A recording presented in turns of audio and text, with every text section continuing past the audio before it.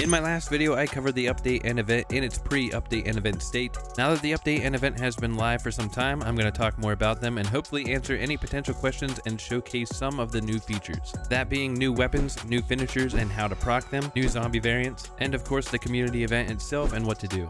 If that all sounds good to you, then consider subscribing to the channel, liking the video, and of course hitting that notification bell so you know when my videos go live. First up, we have throwing knives. Pretty cool addition to the game and pretty fun to use. My favorite thing to do is to stick a zombie with about 5 of them and just watch one big massive explosion. Obviously, the only downfall to using these is the swarm of virals that is soon to come.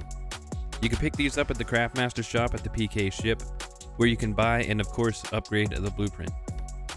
If being swarmed by virals isn't your style, well then check out this next weapon. In the update, Techland also brought us Shurikens. I find myself enjoying the Shurikens more since they're quiet. You can hit 3 enemies at once and it only seems to pull 1 from inventory, and they can cause a stun for a finisher.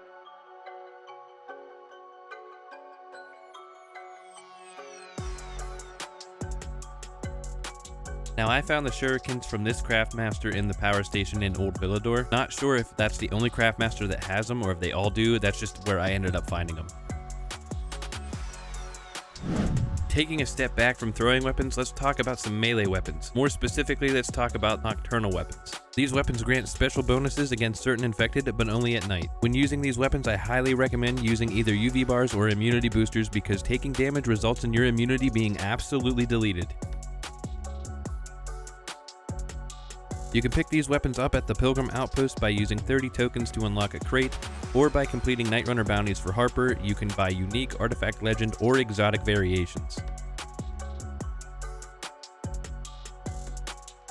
Another melee weapon Techland brought to the table is polearms. Polearms are way better than I thought they'd be. They're slower than one-handed weapons but faster than two-handed. They pack a massive punch but do drain quite the amount of stamina. So I would definitely consider using stamina boosters while using these. You can find some renegades using these weapons. You can also buy them off of the Huntress. And of course, if you go to the DL store and check out the Grim Santa bundle, you can also get the North Polearm for 500 DL points.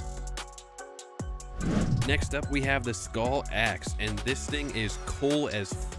No pun intended. In my opinion, the best part of this update, you get to bring out your inner Kratos in the realm of Dying Light 2. This weapon returns when you throw it, and I highly recommend you use it against Uncle Snow as it seems to interrupt all of his attacks. You can get this weapon from Baka himself. You can buy both the blueprint or the weapon itself once you hit a high enough level. I believe it's 5.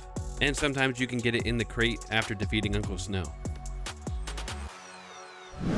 And to wrap up the weapon portion of this video, we are going to talk about the Dead of Winter bow. You can buy this bow directly from Baka himself, but you do have to be rank 5 or higher with him. You can also earn the Dead of Winter bow blueprint and Deep Freeze arrow blueprint by completing the personal goal of this event, which is to collect 60 Wintertail presents of any kind. The point of this bow is to freeze the enemies. I don't recommend using it as a primary bow as its damage output is rather terrible. It takes 3 to 4 shots to actually kill an enemy, and this includes headshots. This update brought some new infected variants, that being Firebiters, Frostbiters, Hazmat Virals, and Spinning Virals. A Firebiter will set fire to its surroundings when attacked and will eventually explode, so I don't recommend getting too close to it. As for Frostbiters, just basically replace the fire with frost. It will freeze people and enemies around them, although what's weird is I didn't seem to freeze or take any damage at all, and I was right behind them. Then next up we have Hazmat Virals, just a viral that can explode, so it does add a little bit of tension to the gameplay. And of course the Spitting Virals that spit acid at you that actually does quite the amount of damage, so I would recommend taking him down as quickly as possible. In this update, they've also added new finishers along with updating the animation of older finishers. They've also added in extra ways that you can proc a finisher. According to patch notes, you can now proc a finisher after a perfect dodge, perfect parry, x-ray attack, escaping a biter grab, and from what I've noticed, using throwing weapons against zombies. And with all that being said, how about we finally cover the event itself and what you need to do. So like any other event, you have goals. You have a participation goal, a personal goal, a global goal, and apparently now an overkill goal. which I've never actually seen that before, but I guess it's probably because we've absolutely destroyed the global goal. But anyways, we're going to break down every goal individually, so let's get to it.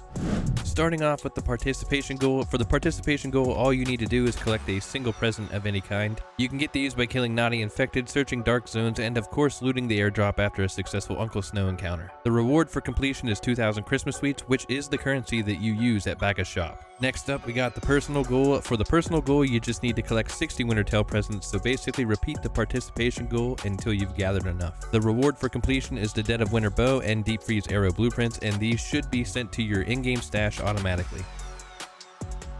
For the global goal, the community has to work together in order to collect 9 million Wintertail presents, which we seem to have absolutely crushed. The reward for completion is the infected gingerbread charm. I'm assuming that since we crushed the global goal, we have access to an overkill goal, which the community has to work together to collect 30 million Wintertails presents. And the reward for this is 50 pilgrim tokens. It also seems that at the time of this recording, we have crushed this goal as well, so make sure you go to the pilgrim outpost and redeem your pilgrim tokens. Now, if you're looking to decorate the Christmas tree, it is a bit of a grind, but let me explain. The first thing you should pay attention to is 3 resources: baubles, fairy lights, and star toppers. You can get these by looting Naughty Infected. Once you collected 30 baubles and 5 fairy lights, you can buy a decorations bundle from Baka. Keep in mind you have to be agent rank 4 or higher in order to buy this, so make sure you're grinding Baka's bounties along the way. Once you purchase the decorations bundle, simply make your way over to the Christmas tree and apply the bundle. The next step in decorating the Christmas tree is to put a star topper on it. All you need is one at this point. So if you've already gathered one along the way and you're here at the tree now, you might as well just put it on. But now, here comes the grind.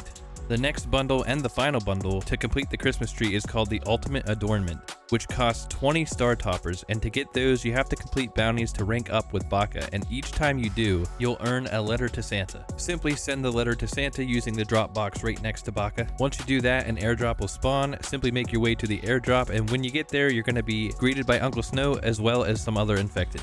Just be very careful though, because if you die while fighting him, the airdrop will despawn. But if you succeed, then you can go ahead and loot the crate and the bag beside it. You'll be gifted some presents, one of which will be a Santa present, which will always contain a star topper. And if you're lucky enough, you might get one that contains 3, but that has only happened to me one time. Once you have 20 star toppers, you can go buy the Ultimate Adornment, provided that you are also agent rank 10 or higher with Baka as well. But once you buy it, same thing, just make your way back to the Christmas tree and apply it, and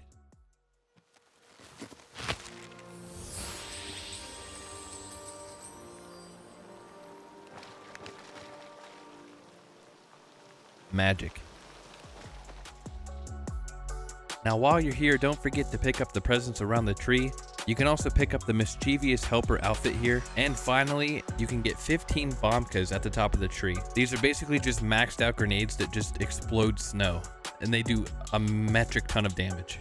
Thanks so very much everybody for watching. If you did enjoy this video, please let me know by leaving a like on the video and of course considering subscribing to the channel. And I hope to see you in the next video.